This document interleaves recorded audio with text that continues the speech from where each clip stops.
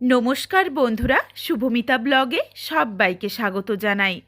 আজকে আমি তোমাদের সাথে শেয়ার করব ছোট মাছের রেসিপি। এর আগেও আমি তোমাদের সাথে বিভিন্নভাবে ছোট মাছের রেসিপি শেয়ার করেছি, কিন্তু আমার বানানো একদমই সেরা আর একদমই নতুন ধরনের রেসিপি হলো এটা। এটা আমি তোমাদের বাজি ধরে বলতে পারি, তোমরা যদি একবার এই রেসিপি বানাও একদমই নতুনত্ব লাগবে। আর রেসিপিটা কিন্তু খেতে অপূর্ব স্বাদের হয়। কালারটা হয়তো খুব বেশি লাল টুকটুকে হয় না, কিন্তু লাল টুকটুকে কালার না হলেও এর স্বাদ কিন্তু সারা জীবন মুখে লেগে থাকার মতো। তবে বন্ধুরা, তোমাদের কাছে আমার একটাই অনুরোধ রইল, বাড়িতে অবশ্যই একবার হলেও এই রেসিপিটা বানিয়ে আমায় কমেন্ট করে জানাতে ভুলো না কিন্তু রেসিপিটা তোমাদের কেমন লাগলো। তাহলে চলো বন্ধুরা, রেসিপিটা দেখে নেওয়া যাক। তবে রেসিপিটা কেউ স্কিপ করো না। স্কিপ করলে আমি কি পদ্ধতিতে রেসিপিটা বানালাম বা কখন কি মশলা অ্যাড করলাম, এটা যদি তোমরা মিস করে যাও তখন কিন্তু রেসিপিটা খেতে এতটা ভালো হবে না। এখানে আমি প্রথমেই কিছু সবজি কেটে নিয়েছি। এখানে আমি লম্বা করে কেটেছি আলু, বেগুন আর ডাঁটা। সজনে ডাঁটা এখানে আমি ব্যবহার করেছি। তোমাদের হাতের কাছে সজনে ডাঁটা যদি না থাকে তাহলে চাইলে শুধু আলু বেগুন দিয়েও রেসিপিটা বানাতে পারো, বা যারা গাজর খেতে পছন্দ করো এর সাথে গাজর বা শিম এগুলোও দিতে পারো, কোনো অসুবিধে নেই। এখানে আমি 100 গ্রাম ছোট মাছ নিয়েছি, খুব বেশি কিন্তু মাছও নিইনি। মাছের মধ্যে দিয়ে দিলাম স্বাদ অনুযায়ী লবণ, অল্প একটু হলুদের গুঁড়ো, অল্প একটু লঙ্কার গুঁড়ো আর বেশ কিছুটা পাতিলেবুর রস দিয়ে দিলাম। পাতিলেবুর রস যদি এই ছোটো মাছের সাথে দিয়ে রান্নাটা করা যায় তাহলে কিন্তু খেতেও যেমন বেশ ভালো লাগে, সুন্দর একটা গন্ধও আসে, আর মাছগুলো কিন্তু কোনোভাবেই ভেঙে যাবে না।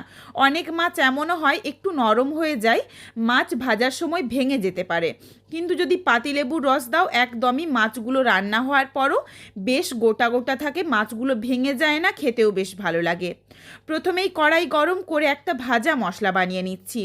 তার জন্য নিয়েছি হাফ চামচের থেকে একটু কম পরিমাণে গোটা জিরে আর হাফ চামচ রাই সর্ষে। এগুলোকে অনবরত নাড়াচাড়া করে হালকা করে একটু ভেজে নিচ্ছি যতক্ষণ না অবধি সর্ষেটা চিটপিট করে ফুটে উঠছে। সর্ষেগুলো একটু ফুটে গেলেই এটা নাবিয়ে নেব। নাবিয়ে নিয়ে মশলাটা ঠান্ডা হয়ে যাক, তারপর গুঁড়ো করে নেব।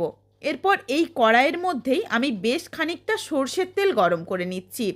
তেলের মধ্যে দিয়ে দিচ্ছি একটা শুকনো লঙ্কা আর বেশ এক মুঠোর মতো বিউলির ডালের বড়ি। এই বড়িটা হলো বাড়িতে বানানো বড়ি। এরপর এই বড়িটা দিয়ে নাড়াচাড়া করে বেশ একটু লালচে রং ধরিয়ে ভেজে নিচ্ছি। তোমরা যেমন ঝাল খেতে পছন্দ করো সেই বুঝে শুকনো লঙ্কাটা ভেজে নিও, তবে এখানে কাঁচা লঙ্কারও ব্যবহার হবে, সেটা বুঝেই দিয়ে নিও। দেখো এদিকে বেশ একটু লাল লাল করে বড়ি আর শুকনো লঙ্কাটা ভেজে নিয়েছি। ভীষণ সুন্দর একটা গন্ধ এসেছে এই বড়ি আর শুকনো লঙ্কা ভাজার। তেলটা ঝরিয়ে এটা তুলে রাখলাম। কড়াইয়ের মধ্যে বেশ কিছুটা তেল রয়েছে, এই তেলের সাথে আবারও কিছুটা তেল অ্যাড করে নিলাম। তেলটা খুব ভালোভাবে গরম করে কড়াইটা দেখো যখন একদমই ধোঁয়া ওঠা গরম হয়ে যাবে তারপর ম্যারিনেট করে রাখা মাছটা দিয়ে দেব।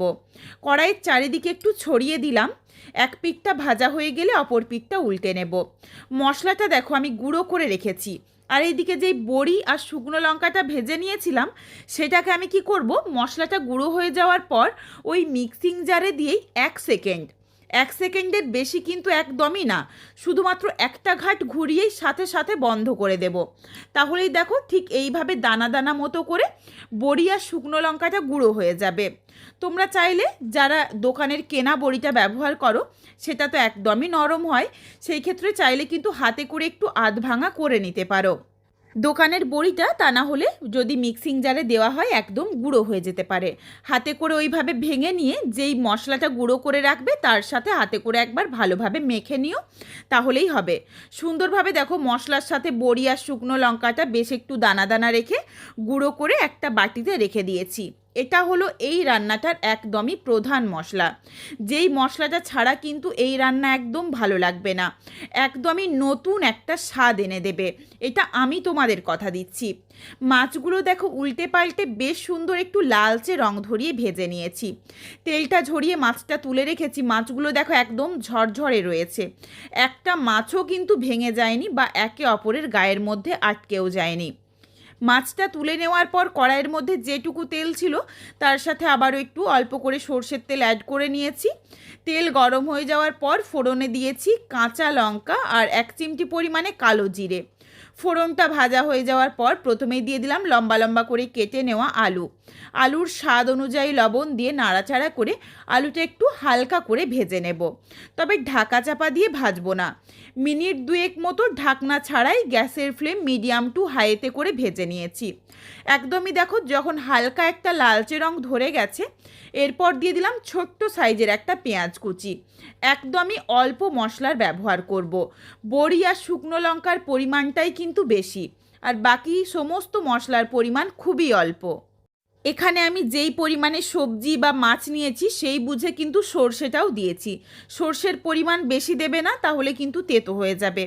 পেঁয়াজটা যখন আলুর সাথে দিয়ে হালকা করে একটু ভেজে নিয়েছি, তারপর দিয়ে দিয়েছি কয়েকটা রসুন কুচি। এখানে প্রায় 4-5 কোয়ার মতো রসুন কুচি দিয়েছি, রসুনও বেশি দিইনি।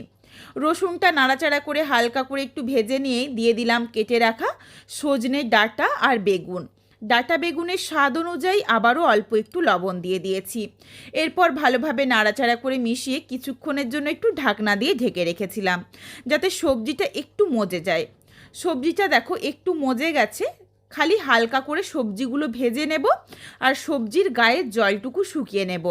এখন কিন্তু ভালোভাবে সেদ্ধ করার দরকার নেই। সবজির জলটা যখন ভালোভাবে শুকিয়ে গেছে, এরপর দিয়েছি মাঝারি সাইজের একটা টমেটো কুচি আর পরিমাণ অনুযায়ী হলুদের গুঁড়ো। এই রান্নাতে আর কিন্তু কোনো কিচ্ছু গুঁড়ো মশলার ব্যবহার করব না। এরপর যেই ভেজে গুঁড়ো করে রাখা স্পেশাল মশলাটা বানিয়ে রেখেছিলাম বড়ি শুকনো লঙ্কা সমস্ত কিছু দিয়ে, সেই মশলাটার অর্ধেকটা দিয়ে দিয়েছি। বাকি অর্ধেকটা রেখে দিলাম, পরে ব্যবহার করব। ওই মশলাটা দিয়েও গ্যাসের ফ্লেম লোতে করে কিছুক্ষণের জন্য একটু ঢাকা চাপা দিয়ে কষিয়ে নিয়েছি, যাতে টমেটোটাও একটু মজে যায়। টমেটোটা দেখো সুন্দরভাবে নরম হয়ে গেছে। এরপর এখানে দিয়ে দিচ্ছি বেশ কিছুটা পরিমাণে জল। জলের পরিমাণটা একটু বেশি দিচ্ছি, তার কারণ এই বড়ির মধ্যেও বেশ কিছুটা জল টানবে। আর এই সবজিগুলো কিন্তু এখনও সেদ্ধ হয়নি, সমস্ত সবজিটা ভালোভাবে সেদ্ধ হবে। ঢাকা চাপা দিয়ে সবজিটা খুব ভালোভাবে সেদ্ধ করে ফেরত এসেছি। চলো তোমাদের আমি কয়েকটা সবজি একটু কেটে দেখিয়ে দিই। সবজিগুলো দেখো বেশ গোটা গোটা রয়েছে, অথচ সুন্দরভাবে সুসেদ্ধ হয়ে গেছে। এরপর দিয়ে দিচ্ছি 1/2 চামচের থেকে একটু কম পরিমাণে চিনি। চিনিটা অবশ্যই দিও, তাহলে টেস্টটা ব্যালেন্স হয়ে যাবে। আর দিয়ে দিলাম ভেজে রাখা মাছগুলো, আর যেই ভেজে রাখা স্পেশাল মশলাটা রেখেছিলাম বড়ি দিয়ে, সেই মশলাটাও কিন্তু দিয়ে দিয়েছি। সমস্ত কিছু দিয়ে ভালোভাবে একবার নাড়াচাড়া করে মিশিয়ে নিয়ে মিনিট 3-4 সময় নিয়ে গ্যাসের ফ্লেম লোতে করে একটু ফুটিয়ে নিচ্ছি, যাতে মাছের মধ্যেও ঝোলটা ভালোভাবে ঢুকে যায় আর এই ভাজা মশলার গন্ধটাও সুন্দরভাবে রান্নাটার সাথে মিশে যায়। রেসিপিটা দেখো একদমই প্রায় রেডি হয়ে এসেছে, তবে এখানে মনে হচ্ছে যে ঝোলটা একটু শুকিয়ে গেছে। এই জন্য আমি 1 কাপের মতো গরম জল এর সাথে অ্যাড করে দিয়েছি। খুব বেশি শুকনো হলে আমার মনে হয় ভালো হবে না, একটু মাখো মাখো হলে ভাতের সাথে মেখে খাওয়া যাবে যদি একটু ঝোল থাকে। এখানে আমি কয়েকটা আলু একটু খুন্তিতে করে চেপে নিলাম, যাতে ঝোলটা একটু ঘন হয়ে যায়। এই রান্নাটাতে দেখো মাছ বা সমস্ত সবজি পুরোটাই কিন্তু গোটা রয়েছে, কোনো কিছু একদম ভেঙে গেছে বা ঘেঁটে গেছে এইসব কিন্তু হয়নি। এই রকম থাকলেই কিন্তু রান্নাটা খেতে সবচেয়ে বেশি ভালো লাগবে। নাবিয়ে নেওয়ার আগে দিয়ে দিলাম বেশ কিছুটা পরিমাণে ফ্রেশ ধনেপাতা কুচি। ধনেপাতা কুচি দিয়ে প্রায় 30-40 সেকেন্ডের মতো একটু ফুটিয়ে নিয়েছিলাম। এরপর রেসিপিটা নাবিয়ে নিচ্ছি, আর কোনো কিচ্ছু দেওয়ার দরকার নেই। আমি তোমাদের কথা দিলাম বন্ধুরা, তোমরা একবার এই রেসিপিটা বানিয়ে খাও, তারপর আমায় কমেন্ট করে জানিও যে রেসিপিটা তোমাদের কেমন লাগলো। তোমাদের বানানো প্রত্যেক কটা রান্না, মাছের ঝোল হোক বা মাংসের ঝোল, সব কিছুকে ফেল করে দেবে এই রেসিপিটা। এতটাই দুর্দান্ত স্বাদের ও সুগন্ধের হয়, বাড়ির প্রত্যেকেই চেয়ে চেয়ে খাবে। গরম ভাতের সাথে এই এক পদেই বাজিমাত হয়ে যাবে, আর কোনো কিচ্ছুর দরকার হবে না। বাড়িতে অবশ্যই একবার হলেও রেসিপিটা বানিয়ে আমায় কমেন্ট করে জানাতে ভুলো না যে রেসিপিটা তোমাদের কেমন লাগলো। রেসিপিটা তোমাদের যদি ভালো লাগে তাহলে লাইক করো, শেয়ার করে বন্ধুদের দেখার সুযোগ করে দিও।